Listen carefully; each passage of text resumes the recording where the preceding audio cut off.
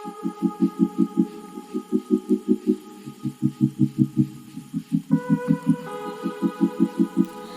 Friends, ഇന്ന് നമ്മൾ പോകുന്നത് കൊവൻട്രിയിലെ റഗ്ബി എന്ന് പറഞ്ഞൊരു സ്ഥലത്തെ അടിപൊളി ഒരു ഫാമിലേക്കാണ്. ഇത് ഫാമിൻ്റെ എൻട്രൻസ് ആണ്. മാർട്ട് കിൻ എന്നാണ് ഈ ഫാമിൻ്റെ പേര്. ഇവിടെ ഒത്തിരി ബെറീസും ഫ്രൂട്ട്സും ബീൻസും അങ്ങനെ ഒത്തിരി വെറൈറ്റീസ് കാണാനുണ്ട്. ഈ കാണുന്നത് അവിടുത്തെ ഫാം ഷോപ്പാണ്.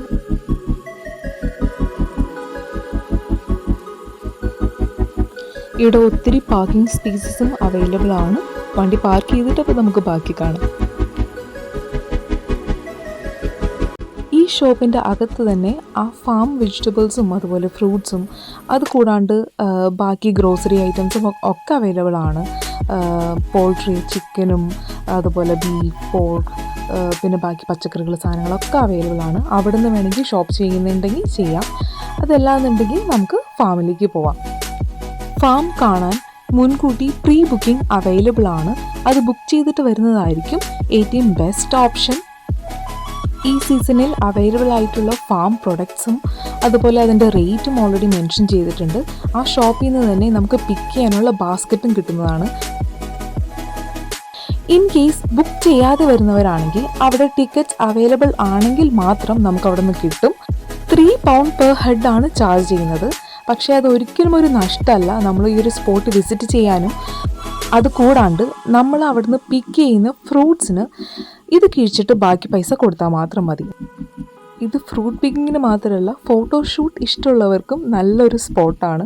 സ്ട്രോബെറി, റാസ്ബെറി, ഗൂസ്ബെറീസ്, പിന്നെ ബ്ലാക്ക് കറണ്ട്, റെഡ് കറണ്ട്, അങ്ങനെ ഒത്തിരി വെറൈറ്റീസാണ് ഇവിടെ അവൈലബിൾ ആയിട്ടുള്ളത്. നമുക്ക് ആവശ്യമുള്ള അത്രയും പിക്ക് ചെയ്യാം. ലാസ്റ്റ് നമ്മൾ ബാസ്ക്കറ്റ് കളക്ട് ചെയ്ത സെയിം ഷോപ്പിലാണ് പേ ചെയ്യാൻ വരുന്നത്. എത്ര പൗണ്ടാണോ എൻട്രി ഫീസ് കൊടുത്തത് അത് കഴിഞ്ഞിട്ടുള്ള പൈസ നമ്മൾ പേ ചെയ്താൽ മതി.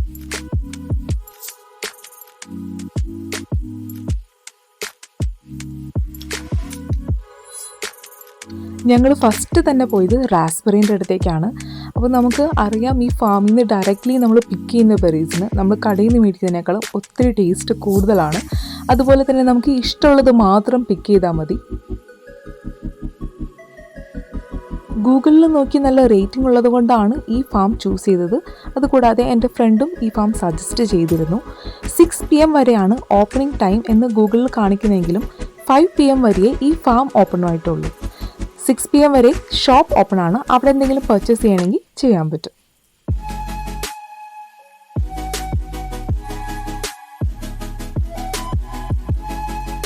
ഇത് ബീൻസ് ആണ്. അടിപൊളിയാണ് ഇവിടുന്ന് ഫോട്ടോസൊക്കെ ഷൂട്ട് ചെയ്യാനായിട്ട്.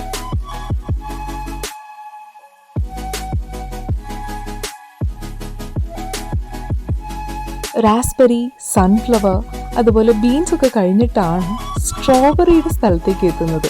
ഇതുപോലെ ഷീറ്റ് കിട്ടിയിട്ടാണ് സ്ട്രോബെറി അവർ അറേഞ്ച് ചെയ്തിരിക്കുന്നത്.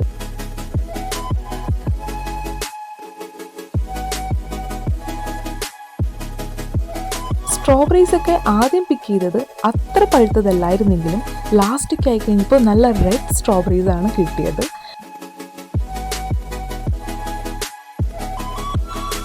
നമ്മൾ സ്റ്റോർ ചെയ്യണനുസരിച്ചിട്ട് വേണം നമ്മൾ സ്ട്രോബെറീസും ബാക്കി ബെറീസൊക്കെ പിക്ക് ചെയ്യാൻ. അന്നത്തെ ആവശ്യത്തിനേക്ക് തന്നെയാണെങ്കിൽ നല്ല പഴുത്തതും, പിന്നെ അല്ലാന്നുണ്ടെങ്കിൽ അതിൻ്റെ പഴുപ്പൊക്കെ പാകം അനുസരിച്ചിട്ട് കുറച്ച് പഴുപ്പ് കുറവുള്ളതൊക്കെ എടുക്കുകയാണെങ്കിൽ നമുക്ക് പ്രിസർവ് ചെയ്ത് വെക്കാൻ പറ്റും. ഫാമിലി ആയിട്ട് ഒരു ഔട്ടിങ് പോകാൻ പറ്റിയൊരു സ്പോട്ടാണ്. നമ്മൾ തന്നെ പിക്ക് ചെയ്യുന്ന ഫ്രഷ് വെജിറ്റബിൾസും ഫ്രൂട്ട്സും അതുപോലെ ചിൽഡ്രനും നന്നായിട്ട് എൻജോയ് ചെയ്യുന്ന ഒരു സ്പോട്ട് കൂടിയാണിത്. ഇത് ബ്ലാക്ക് കറണ്ട് ആണ്. ഇവിടെ നല്ല ടേസ്റ്റി ആയിട്ടുള്ള ബ്ലാക്ക് കറണ്ട്സ് അവൈലബിൾ ആണ്. ഇവിടെ നിന്ന് കുറച്ച് ഞങ്ങൾ പിക്ക് ചെയ്തിരുന്നു.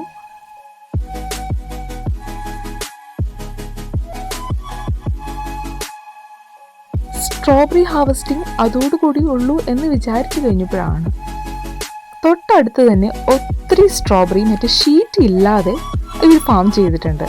ഇവിടെ ആണെങ്കിൽ ആദ്യം കണ്ട സ്ഥലത്തിനേക്കാളും ഒത്തിരി പഴുത്തതും അതുപോലെ തന്നെ നല്ല റെഡ് കളറായിട്ടുള്ള സ്ട്രോബെറീസ് ആയിരുന്നു. ഓഗസ്റ്റ് കൂടിയൊക്കെ ഇങ്ങനത്തെ ഫാംസ് യൂഷ്വലി ഓപ്പൺ ആയിട്ടുള്ളൂ. അപ്പോൾ വിസിറ്റ് ചെയ്യാത്തവർ എന്തായാലും വിസിറ്റ് ചെയ്ത് നോക്കാം. ബൈ.